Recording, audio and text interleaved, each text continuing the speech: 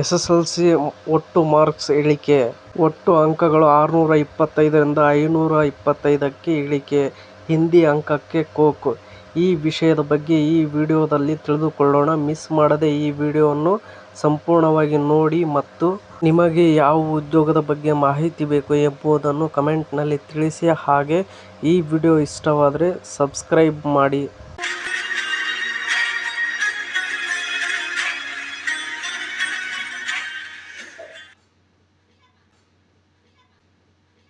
SSLC ಪರೀಕ್ಷೆಯಲ್ಲಿ ಹಿಂದಿ ಭಾಷೆಯನ್ನು ಕಡ್ಡಾಯಗೊಳಿಸಬಾರದು ಮತ್ತು ಅಂಕಪಟ್ಟಿಯಿಂದ ಹೊರಗಿಡುವಂತೆ ಇತ್ತೀಚೆಗೆ ವಿವಿಧ ಕನ್ನಡ ಪರ ಸಂಘಟನೆಗಳು ಸರ್ಕಾರಕ್ಕೆ ಒತ್ತಾಯಿಸಿದ್ದವು. ಇದರ ಬೆನ್ನಲ್ಲೇ ಎಸ್ಎಸ್ಎಲ್ಸಿ ಪರೀಕ್ಷೆಗೆ 525 ಅಂಕಗಳು ನಿಗದಿ ಮಾಡಲಾಗಿದೆ. ತೃತೀಯ ಭಾಷೆಯ ಅಂಕಕ್ಕೆ ಕೋಕ್ ನೀಡಲಾಗಿದೆ. ಈ ಮೂಲಕ ಕರ್ನಾಟಕ ಎಸ್ಎಸ್ಎಲ್ಸಿ ವಿದ್ಯಾರ್ಥಿಗಳಿಗೆ ಶಿಕ್ಷಣ ಇಲಾಖೆ ಮಹತ್ವದ ಸುದ್ದಿ ನೀಡಿದೆ. ಅಂದರೆ 625ರಿಂದ 525ಕ್ಕೆ ಅಂಕಕ್ಕೆ ಇಳಿಕೆಯಾಗಿದೆ. ಇದರ ಬಗ್ಗೆ ನಾವು ನೋಡುವುದಾದರೆ, ರಾಜ್ಯದಲ್ಲಿ ಎಸ್ಎಸ್ಎಲ್ಸಿ ಪರೀಕ್ಷೆಗಳು ನಡೆಯುತ್ತಿರುವ ಸಂದರ್ಭದಲ್ಲೇ ಶಿಕ್ಷಣ ಇಲಾಖೆ ಎಸ್ಎಸ್ಎಲ್ಸಿ ಪರೀಕ್ಷಾ ವ್ಯವಸ್ಥೆಯಲ್ಲಿ ಬದಲಾವಣೆಗೆ ಮುಂದಾಗಿದೆ. ಇನ್ನು ಮುಂದೆ ತೃತೀಯ ಭಾಷೆ ಹಿಂದಿ, ಅರೇಬಿಕ್, ಉರ್ದು, ಸಂಸ್ಕೃತ, ಕೊಂಕಣಿ, ತುಳು ಮತ್ತು ಮರಾಠಿ ಅಂಕಗಳನ್ನು ಒಟ್ಟು ಅಂಕಗಳಿಗೆ ಪರಿಗಣಿಸಲಾಗುವುದಿಲ್ಲ.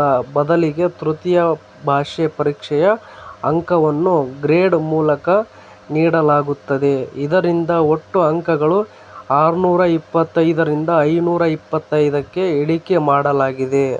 ಆದರೆ ವಿದ್ಯಾರ್ಥಿಗಳು ತೃತೀಯ ಭಾಷೆಯ ಪರೀಕ್ಷೆಯನ್ನು ಬರೆಯುವುದು ಕಡ್ಡಾಯವಾಗಿರುತ್ತದೆ. ಇನ್ನು ನೆಕ್ಸ್ಟ್ ನೋಡುವುದಾದರೆ, ಶಿಕ್ಷಣ ಸಚಿವ ಮಧು ಬಂಗಾರಪ್ಪ ಹೇಳಿದ್ದಿಷ್ಟು.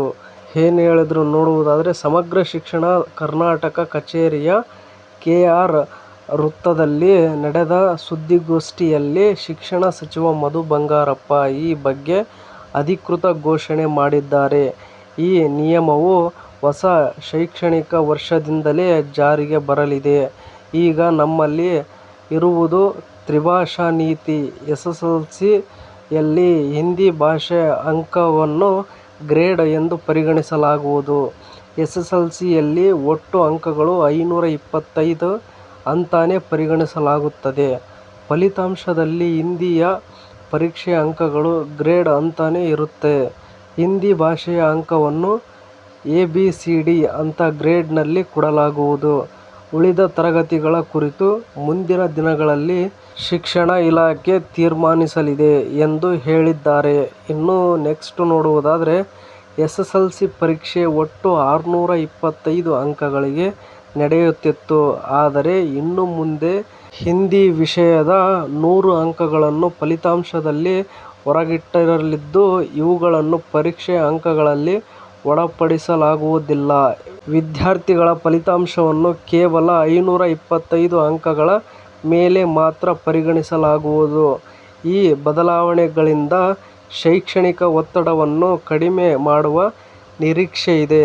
ಇನ್ನು ನೆಕ್ಸ್ಟ್ ನಾವು ನೋಡುವುದಾದರೆ, ಹಿಂದಿ ಪರೀಕ್ಷೆ ಮುಂದೂಡಿಕೆ. ಇದರ ಬಗ್ಗೆ ನಾವು ನೋಡುವುದಾದರೆ, 2025-26ನೇ ಸಾಲಿನ ಎಸ್ಎಸ್ಎಲ್ಸಿ ಪರೀಕ್ಷೆ ಮಾರ್ಚ್ 18ರಿಂದ ಆರಂಭವಾಗಿದೆ. ಮಾರ್ಚ್ 30ರಂದು ನಡೆಯಬೇಕಿದ್ದ ಹಿಂದಿ ಪರೀಕ್ಷೆಯನ್ನು ಮಹಾವೀರ್ ಜಯಂತಿ ಹಿನ್ನೆಲೆ ಮಾರ್ಚ್ 31 ಪರೀಕ್ಷೆ ಮುಂದೂಡಲಾಗಿದ್ದು, ಇನ್ನು ಇದೆಲ್ಲದರ ಮಧ್ಯೆ ಇದೀಗ ಶಿಕ್ಷಣ ಇಲಾಖೆ ಎಸ್ಎಸ್ಎಲ್ಸಿ ಪರೀಕ್ಷೆಗೆ 525 ಅಂಕಗಳನ್ನು ನಿಗದಿ ಮಾಡಿದೆ.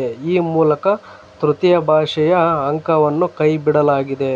ಇನ್ನು ಇದೇ ತರಹದ ಮತ್ತಷ್ಟು ಸುದ್ದಿಗಳನ್ನು ಓದಲು ನಿಮ್ಮ ಜಾಬ್ಸ್ ಆ್ಯಂಡ್ ಎಜುಕೇಷನ್ ಅಪ್ಡೇಟ್ ಚಾನಲ್ಗೆ ಸಬ್ಸ್ಕ್ರೈಬ್ ಆಗಿ ಮತ್ತು ಈ ಅಪ್ಡೇಟ್ ಬಗ್ಗೆ ನಿಮ್ಮ ಅಭಿಪ್ರಾಯ ಏನೆಂದು ಕಮೆಂಟ್ ಬಾಕ್ಸ್ನಲ್ಲಿ ತಿಳಿಸಿ. ಹಾಗೆ ಈ ವಿಡಿಯೋ ಇಷ್ಟವಾದರೆ ಪ್ಲೀಸ್ ಎಲ್ಲರೂ ಸಬ್ಸ್ಕ್ರೈಬ್ ಆಗಿ, ಶೇರ್ ಮಾಡಿ, ಸಪೋರ್ಟ್ ಮಾಡಿ. Thank you for watching friends. ಎಲ್ರಿಗೂ ಧನ್ಯವಾದಗಳು.